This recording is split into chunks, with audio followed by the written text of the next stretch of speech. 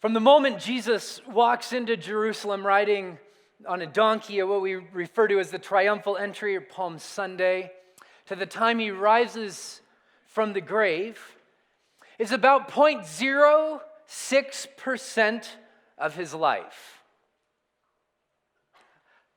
Not a lot of time.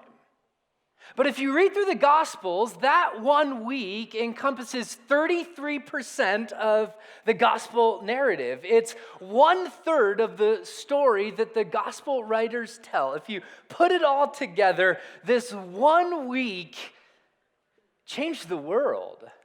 And Matthew, Mark, Luke, and John felt compelled to tell us about it from a lot of different angles in a lot of different ways, to recount that week, and specifically these 96 hours, Thursday, Friday, Saturday, Sunday of that week changed the world. See, there's a way that the world works. If you watched the Academy Awards last week, you know this way. Because here's what it looks like. If you're beautiful, if you're wealthy, if you're famous, then people cater to your every need, right? I mean, they put out literally a red carpet for you. I mean, any of you ever had that happen? I haven't, right? At least not in reality, some, for fun, but Kelly does that for me when I get home from work, it's like, oh, hey, that's great, wonderful. There's a way that the world works. The more powerful you are, the more prominent you are, the wealthier you are, the more people you have to cater to your every need. I read an article a while back about the way that celebrities use their assistants. It's pretty interesting. Christian Bale has an assistant who, as he walks down that red carpet, who actually smells his armpits to see if he has BO. I don't know what he does about it if he does, but he's like, no, you're good. So they're taking auditions for that if you want to sign up, It's in the lobby after the service. Madonna has an assistant who wakes up, she wakes them up about every hour as she's sleeping, 6 times during the night in order to get her a cold glass of water. My kids tried doing that with me too. I don't know. She also has somebody who goes into the restrooms before her with Lysol and disinfectant and wipes them down from top to bottom before she goes to use the restroom. Pretty impressive. Mariah Carey, who is a notorious diva, has somebody who holds her drink for her while she drinks out of the straw. She has somebody who washes her hair for her. She has somebody who walks in front of her so that she doesn't trip while she's wearing her high heels. It's pretty impressive. CeeLo Green has somebody in his entourage who is responsible for dabbing the sweat off of his brow. Can you imagine being that dude? Where do you sign up for that? Or Prince Charles. Prince Charles has somebody who irons his shoelaces before he puts them into his shoes, and it shows. He also has somebody, now this is something I actually like. He has somebody who gets him undressed after his day and puts him in his PJs before he goes to bed. So Prince Charles just walks in, falls down on his bed, somebody takes all of his clothes off, puts his PJs on. All right, let's be honest, who wouldn't want that, okay? Let's be honest, who wouldn't want that? Put your hands down. Or you had Frank Sinatra, who had a butler who washed his boxers, his underwear, by hand and followed him around to straighten out his toupee in case it got off. There's a way that the world works. The more powerful you are, the more money you have, the more prominence you garner in life, the more people you have to serve you. The more people you have to cater to your every need, to make sure that everything goes well for you. It's part of the wiring of our world. In fact, during Jesus' day, there's a tradition that rabbis would try to teach their apprentices or their disciples how to live in the way of Torah. And there were 48 different things that you would do in order to train to live in the way of Torah. One of those things was to be of service to a rabbi. So you would get dinner ready. You would sometimes wash the feet of the rabbi. These were all ways of being a personal attendant for somebody who is really, really important. It's the way that the world worked.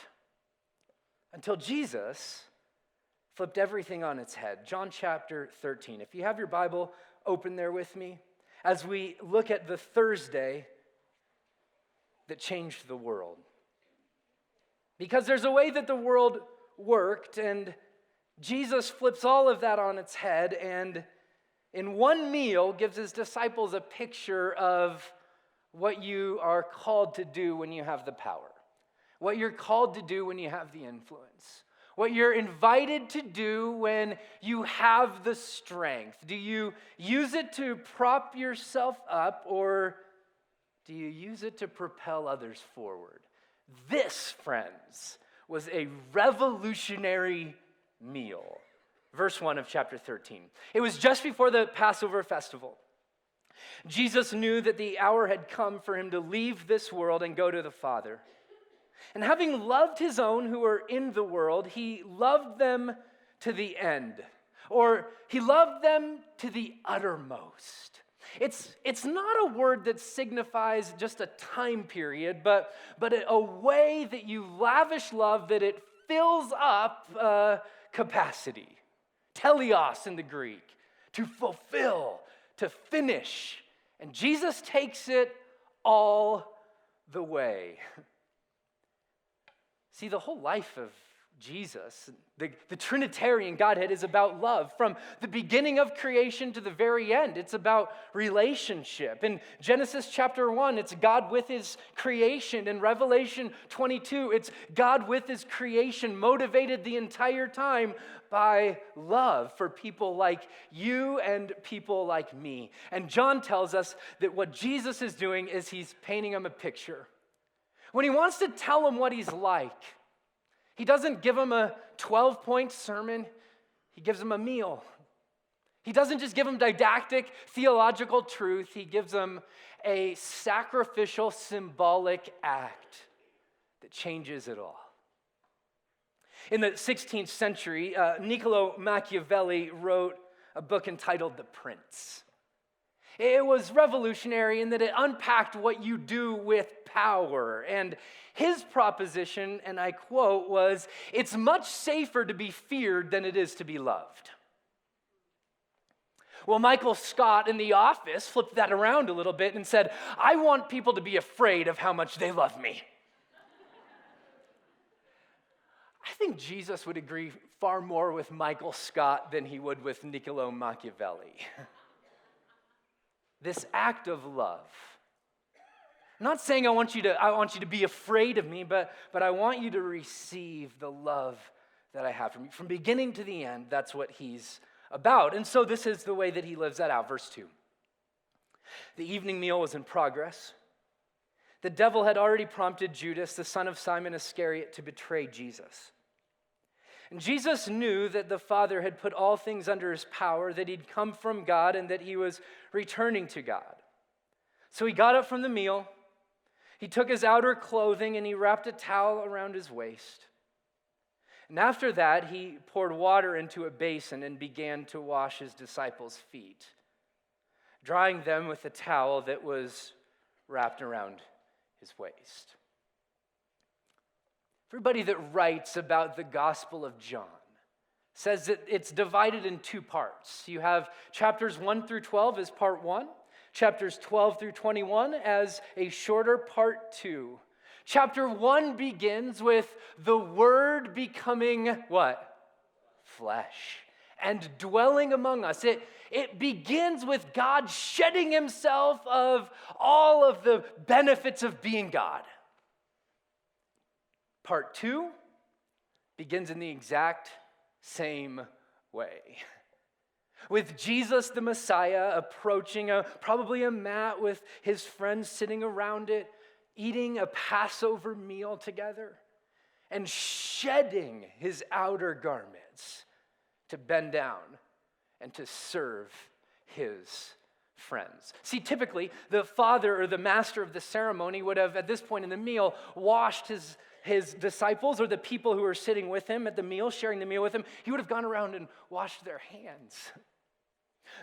But Jesus flips it all on its head.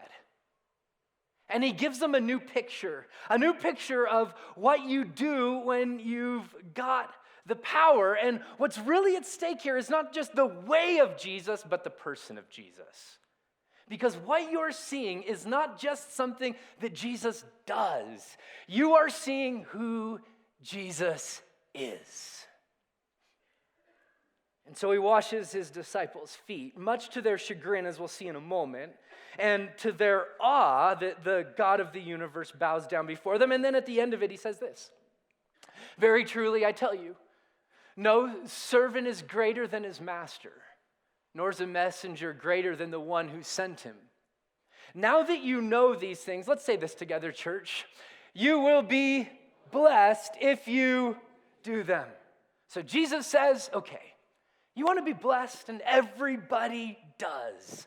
We have this human longing to be known, to be loved, to have the favor of God poured out on us, which is what blessing is. And he goes, okay, you want that? Well, then do this. See, there's a way that the world used to work. If you have the power, use it to push others down. If you have the power, get the entourage, have them serve you, beat your chest, go that way. And Jesus says, how's that working out for you? There's a better way. And what he wants to teach you and me this morning and his followers during that meal, that evening, is that self-giving, this modeled way of Jesus, is the pathway to abundant blessing. When we give ourselves away. See, Jesus is illustrating with a meal what he told us last week, and that's in order to find out what it means to really, truly live, you've got to die. You can't try to garner everything for yourself and expect that you're going to find sustenance and joy in life. Actually, joy is found when you shed the outer layer, get down on your hands and knees, and serve the people around you. That's the way true life is found. It's really interesting. If I were Jesus, I don't know what I would have done. Because later on in this meal, in Luke chapter 22, Luke records what the disciples say. Catch this. Here's what they say. A dispute arose among the disciples to see which of them would be the greatest. I mean, can you imagine? Jesus has washed his disciples' feet down on his hands and his knees with a towel, a water basin, and he goes, okay, now the servant's not greater than his master. Love each other. Do this. You're blessed if you do this. And then a few minutes later, they're going, which one of you think is going to be the greatest? I mean, Jesus was probably like, Father, take me now. Like, this is, I've suffered enough. I mean, the cross is one thing, but these guys are a whole nother thing, right? Like, which one of us is going to be the greatest? And Jesus said to them, you morons. No, he didn't. That's me. I'm projecting, okay? Jesus says to them, the kings of the Gentiles, they lord it over them. There's a way that the world worked. When you had the power, you kept people under your thumb. And those who exercise authority over them, they call themselves benefactors. They're the ones that garner all the attention. But you are not to be like that. There's a way that the world worked, but there's a new way. There's a new day. There's a new invitation to what we do with strength and what we do with power. You should not be like them. The greatest among you instead should be the servant. They should be like the youngest, and the one who rules like the one who serves. In the 20th century, there was a missionary by the name of Wilfrid Grendfall. And he was a missionary to Newfoundland and sort of up in the northeast. And somebody gave him a brand new motorboat in order to bring medical aid to people who were sort of off in the outskirts. And one evening he got summoned that there was somebody who needed his help. And he got in this brand new motorboat, and he was dark, and so he'd been on this route a number of times, but he's followed the compass in order to get to the place that he needed to arrive at. But within a few minutes of riding in this little motorboat, he found himself in the middle of the vast open sea, his tiny boat being hit by a torrent of waves, and he eventually made his way back to shore. And in the morning, he went and he looked at his boat. And what he'd noticed was that instead of finishing the compass in the correct way, whoever put the compass on his boat finished it with a steel screw.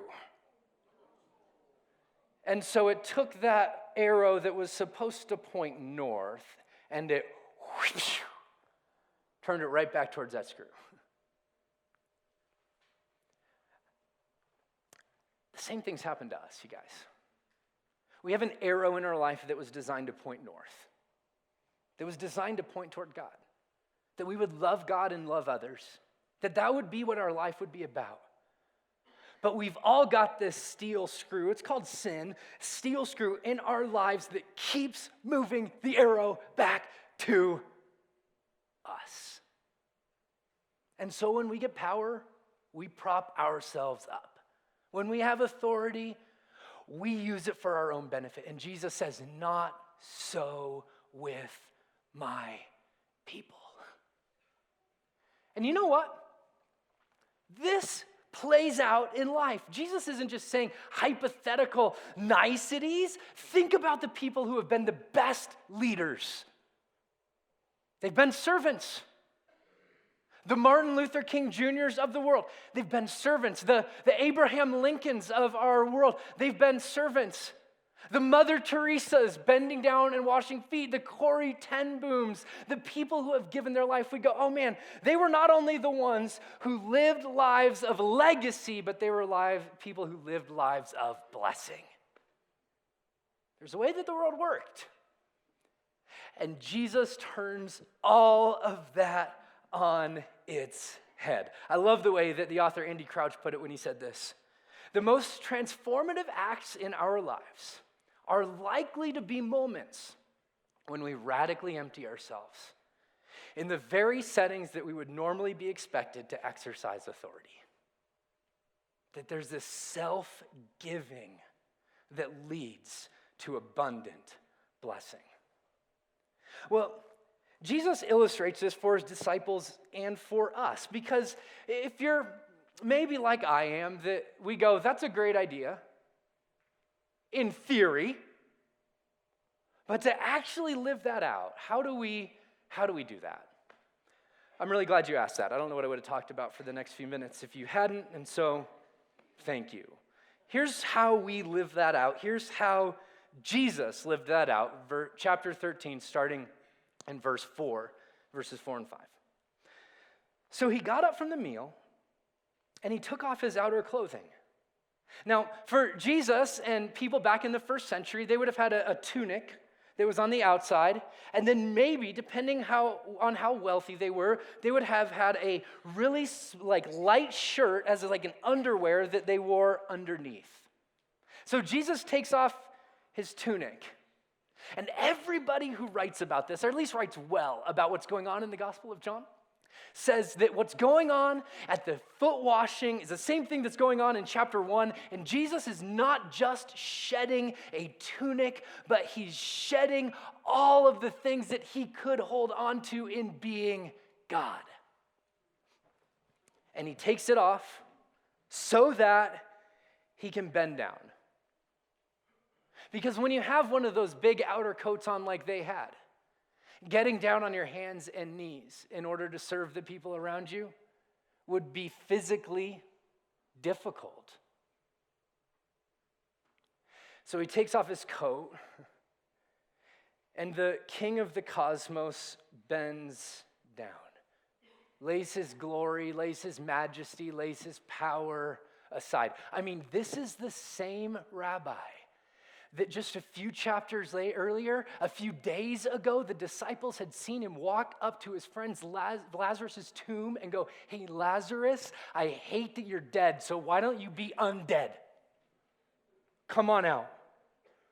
He's spit in the mud and he's wiped it in people's eyes and they've started to see. He's seen lame men walk, blind men see, sick people healed. And he takes off that coat. Because for Jesus, power isn't something you wield over people, it's something you use to prop people up. He takes it off because it would have gotten in the way from serving. But if you and I are going to follow the Jesus way, the Jesus model, there's some things that we've got to release to. In the same way, in the same vein that Jesus did, we've got to release power and instead live in the way of vulnerability and humility. See, Jesus has, it's according to Philippians chapter 2, verses 3 and 4, Paul writes about living in the way of Jesus, and he says, in the same way, have the same attitude as Jesus, doing nothing out of selfish ambition or vain conceit. Rather, in humility, consider others or value others as better than yourself. Anybody nailed that one yet? I mean, my goodness. I mean, just to be quite honest with you, as I'm preaching this, I envision myself sitting with you rather than telling you, man, I got this one. Rather, in humility, or literally lowliness of mind. I think it was C.S. Lewis who said that humility isn't thinking less of yourself, it's thinking of yourself less. Having others in your view. That's the attitude. Not looking to your own interests, but each of you to the interests of the other. That this is the attitude, but the action is vulnerability. It's taking off the outer garment so that you can see what's underneath. Because the outer garment prevents us from getting on our knees to serve. The outer garment prevents us from actually being able to love and to love well. This vulnerability is maybe summarized by one word: the potential for being wounded. Which is why we don't embrace it often. I mean, thanks to Brene Brown, and I mean that genuinely, vulnerability is on our radar screen now. Praise the Lord, that's a great thing. Vulnerability is a beautiful thing, and it's extremely difficult to live out. Because we've got some robes too, don't we? We have some robes, we have some outer garments, some things that we'd like to cinch up so that people can't see on the inside. Let me give you two that I see in my life and in the life of people that I walk closely with. One is the garment of pride. So I'll let you see my successes, but I will not let you see my shortcomings. And sometimes pride looks like a title. Sometimes pride looks like a position. Sometimes pride looks like a sarcastic, humorous, or maybe even condescending comment so that we can deflect somebody from getting into what's really going on in our life, right? That's just me. And sometimes pride might look like a physical build or an ability to manipulate people to get them to do what you want, or maybe even to say, I'm going to withhold forgiveness so that I have this power that I can just wield over you. But when we have that robe on, there's no way we can get down and wash feet. Here's the other robe that we sometimes wear. We have the robe of pride, and then we have the robe of pain. The robe that says, be vulnerable again. I was vulnerable once, and it bit me. I shedded that outer layer, and I let somebody in, and they abused that invitation. They took advantage of it. They took advantage of me. And that story, that truth, that thing that happened replays over and over and over again. And maybe even subconsciously our anthem is, I will not be vulnerable because I will not be hurt again. And listen, if that's you this morning, I just want to say, one, I get it. I don't understand exactly where you've been, but I know that that's one of the things that we do. We cinch that coat up tight because we've been hurt. And more than I get it, God sees it. And he's asking, will you open up just a little bit? Because your inability to love well is actually preventing you from walking into the blessing I have for you. And see, friends, if we are going to live in this Jesus way, we've got to embrace the reality that what we continue to hide, God is not going to heal. And what we continue to hide is going to prevent us from actually being able to give and receive love, because when we only wear the outer garment and we refuse to take it off, the only thing the people around us can love is the outer garment. They can't love you if they don't really know you. And you can't genuinely give love if you're not willing to genuinely be known. So the shame just keeps that robe on, and it keeps it on tight. Here's the truth of the matter, though. What I don't want you to hear me say is if you're walking in pride, if you're walking in pain, you just got to muscle up and shed that robe. That's not what Jesus would say. Here's the truth of the matter, friends. If we're going to do what Jesus did, we've got to know what Jesus knew. You can only do what Jesus did if you know what Jesus knew. So the question is, what did Jesus know? Verse 3, Jesus knew that the Father had put all things under his power. Jesus knew his authority. Do you know yours? Because here's what the scriptures would say, that all authority in heaven and on earth has been given to Jesus. That's Matthew chapter 28. And he promises, I will never leave you or forsake you. I am with you always, even to the end of the age. And he's going, my authority is your authority. Do you know that? Do you know that you can take a risk and make a difference because the King of Kings and Lord of Lords is with you and for you? But here's the second thing. He says, he knew that all power had been put under him, so he knew his power, so he didn't need to prove it. Makes sense? When you don't really genuinely believe you have power, you've got to continually prove it to all the people around you. You know people like this? They always feel like they're on the bottom, so they got to one-up you, and you're like, this is laborious to be around you. If you don't know that guy, you might be that guy. Just saying. But here's the second thing Jesus says. He says, and that he'd come from God. First, authority. Second, identity. Jesus knows who he is.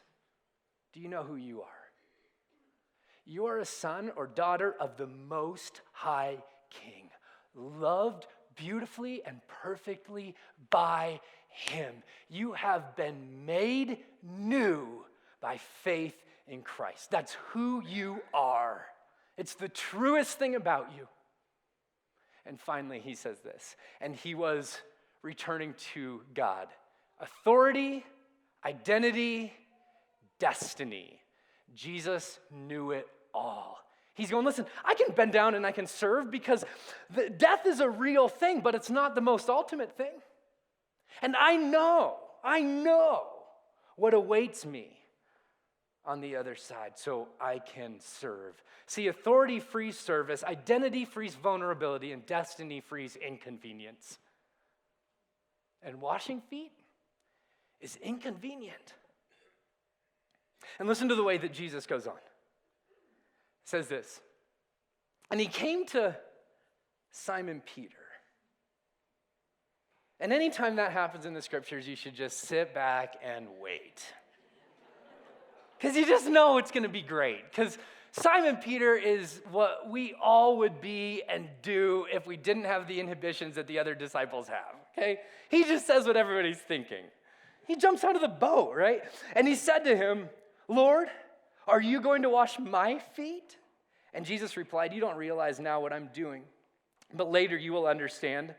No, said Peter, you shall never wash my feet. You wonder if the other disciples were just like, oh gosh, it's sort of like watching a train wreck. Like, just stop, like time out. I mean, Peter has said some ridiculous things to Jesus, so much so that Jesus had said to him, get behind me, Satan, right? Like, and you wonder if the disciples, as they're walking down the road, are like, remember that one time he called you Satan? That was awesome, amazing. This is another one of those times where they're just sitting back going, listen, if Messiah wants to wash your feet, I know it's going to be awkward, but just let him. Let him, right?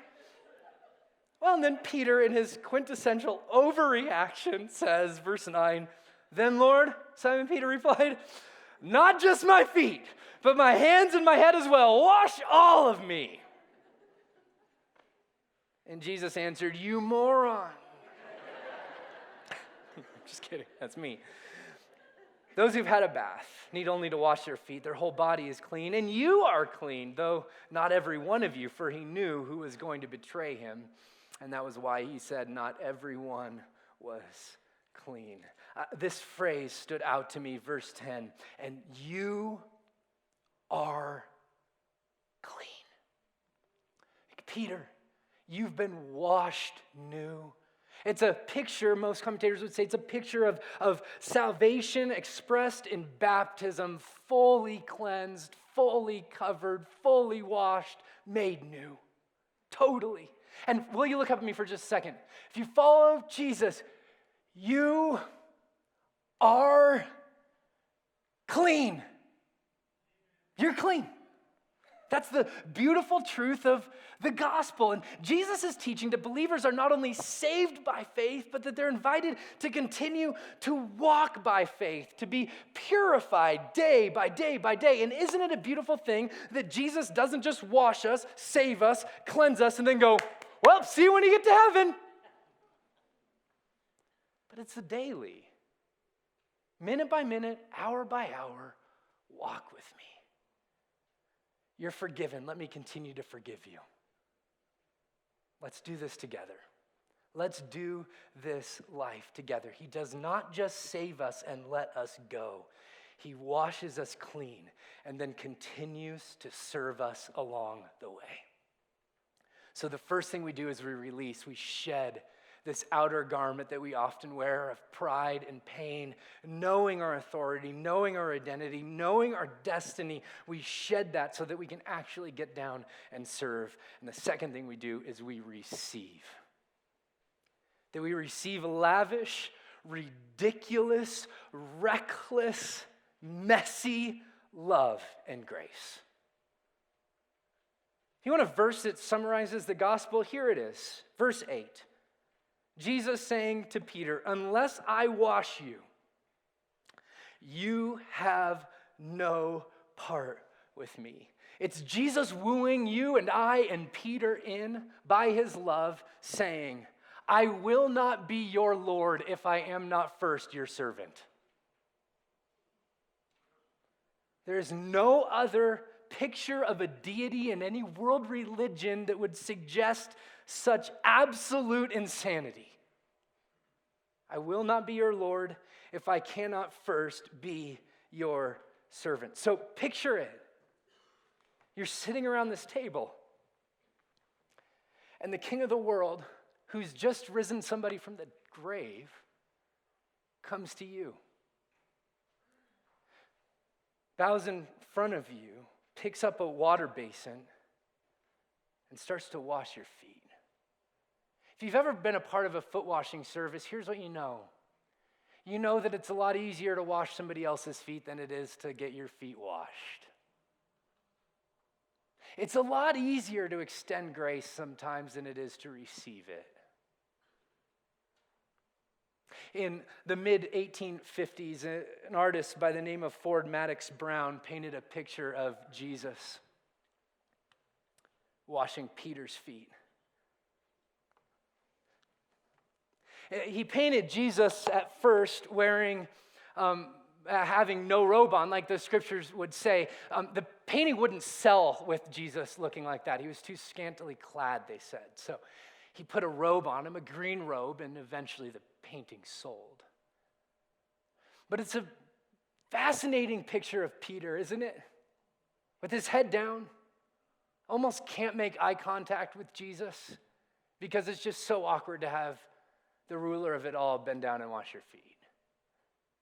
And Jesus, look at the way that his hands are around Peter's foot.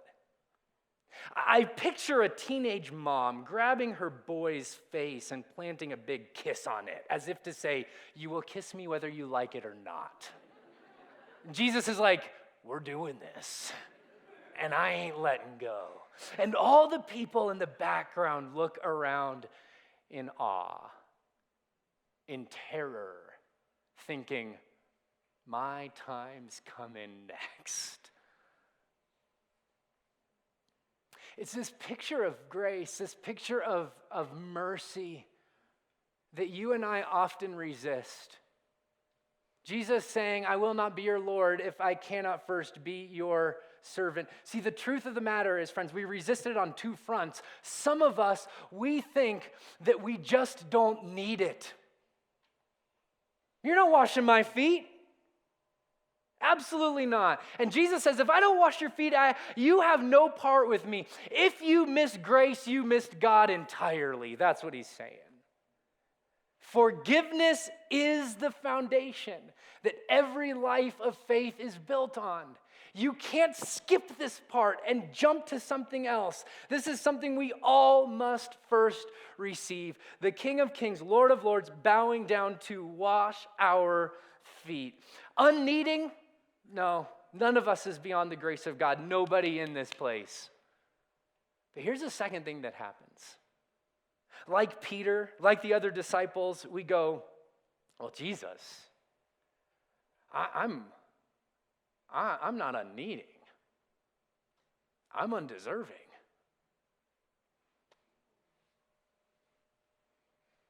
And so many of us have this narrative of God, like he's just waiting for us to earn what he wants to freely give us.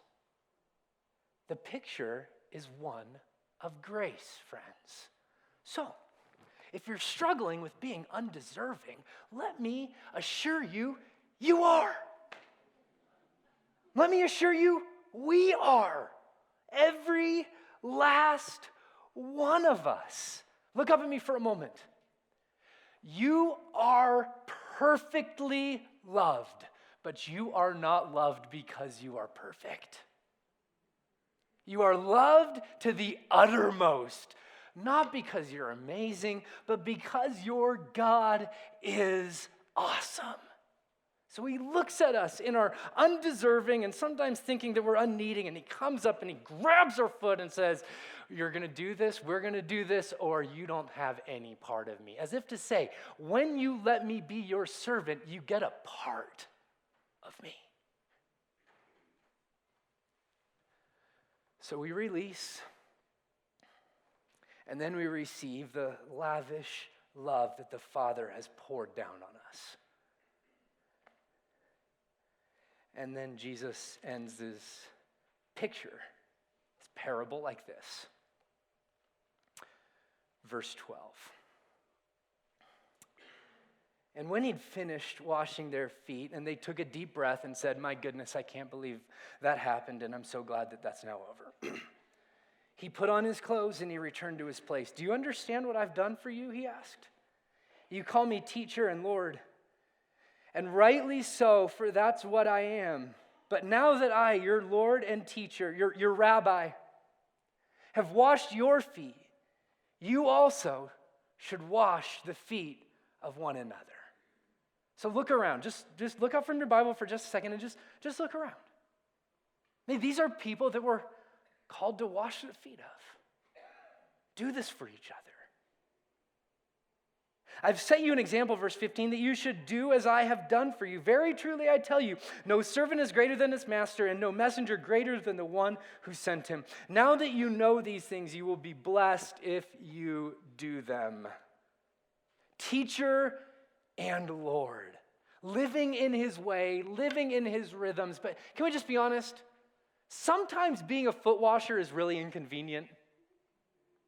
I was driving with my kids in the car the other day, and my daughter Avery is having some trouble with this boy at school that sort of picks on her a little bit, and it mostly happens before school. And my older son Ethan knows this, and they're both there before school.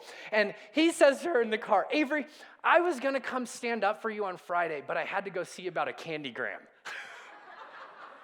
Like, I was going to come to your rescue, but There was candy involved. I know you'd understand. And then he follows it up with, I was going to get you a candygram too, but I had to get one for Cooper and Fletcher before that, so I ran out of money. And she's like, oh, that's cool, Ethan. Thanks for thinking of me, buddy. I don't know. And can we just say, kids are just more honest. We do the same thing too. Oh, I was going to serve you, but I got a better offer. Something came up. We cloak that, but we say the same thing. Jesus says, as the Father sent me, so I have sent you. We release power, embrace vulnerability. We receive lavish love and grace, and we respond with extravagant forgiveness. In a selfie culture, God is calling us to be selfless Christians.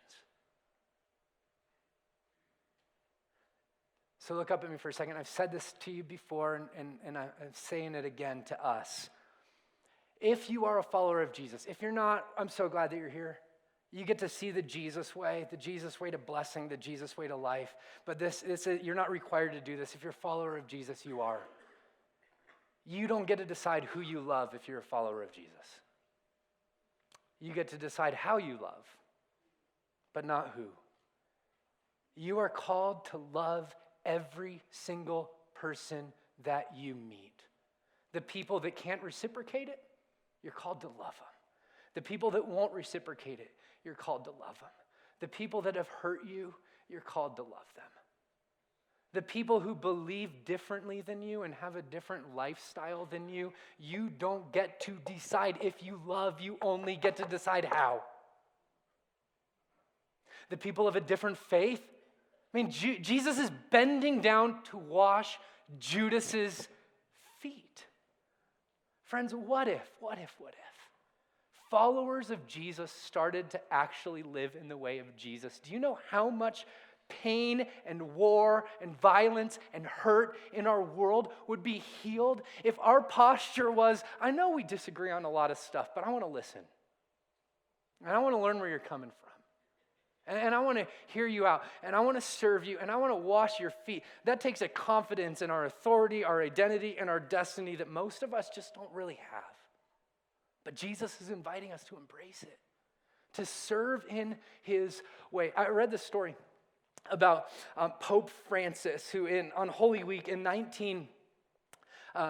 2016, he washed the feet of 12 Muslim and Hindu immigrants.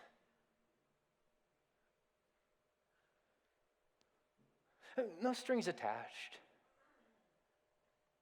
Just living in the way of Jesus.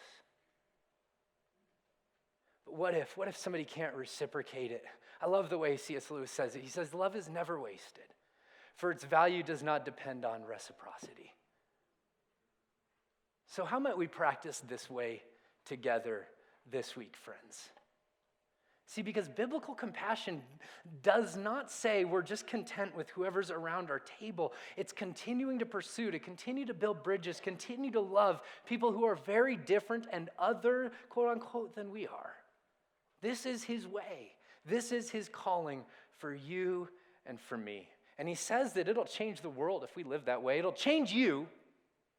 And if you read chapter 13, verses 34 and 35, the world will know that we are his disciples by the way that we what? Love. By the way that we love. So what might you do this week if you want to practice this? What if you volunteer? We have Family Promise coming this week. You volunteer there. There's opportunities in our food bank to serve.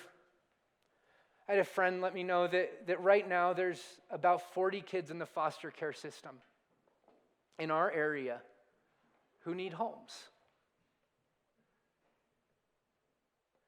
I don't know about you, but I just can't imagine what it would be like to be a little kid without a place to call home. And I don't say that to guilt you or shame you. I'm just going, man, we got to enter in with them. How do we do this? What if you just, as a random act of kindness, bought somebody coffee who was behind you in line? Or sent somebody an encouraging note, or watched someone's kids, or listened to somebody who you disagreed with. I know, it's crazy, but it's possible. Man, I just want to say, South Fellowship, you guys, you do this so well. You do this so well. And I want to say, let's listen to the Spirit as he pulls us forward to say, let's hold our lives open to Jesus, to say, Jesus, it's all yours. You speak into it. You tell me what you want me to do and how you want me to love, and I'm going to do my best to follow you. I believe that there's blessing there. There's some things in me that stand in the way, and I want to receive from you in a way that I can shed my robes. And I want to receive love from you in a way that allows me to stand firm. And I want to respond to live in your way. Just a huge shout out to the parents, to the moms who do this, to the grandparents who do this, to the single parents who do this. Oh my gosh, you think no one sees. I just want to affirm to you that your God knows the way that you love, the way that you serve. And you're a picture of what he's done for you. See, friends, the reality is that a life of service leads to a legacy of influence. Jesus says that the greatest, you want to be great? Wonderful. He's not down on greatness. He wants to tell you how to get there. The greatest among you will be your servant. So let's live in this way. I'm going to invite you, as we're singing one last song, we're going to sing Reckless Love. It's a picture of a foot-washing God coming after you. And what I'd like to invite you to do during this last song is we have these stained glass windows up here, and I want to invite you to just come and to maybe write one word. Maybe it's a name, maybe it's time, maybe it's a family member, maybe it's somebody who's driving you crazy at work, and you're going to serve them this week. But I want you to come and write down, here's how I want to do this, here's how I want to live this out this week. Come and write it down on these stained glass windows, and our prayer is that the light of Jesus would shine through us saying, this is how we want to live, that the world might know that he's good and that he's God. So during this last song, I'd invite you to come up, and there's pens at each of these stations. Come and write down something, a way that you're going to practice this week. Jesus, we love you. And we want our lives are open to you. Would you bring something to mind? Would you bring a person to mind? A way that you want us to love sacrificially the people around us. We believe that there's blessing in living in your way, and we want it. Lord, we're following you.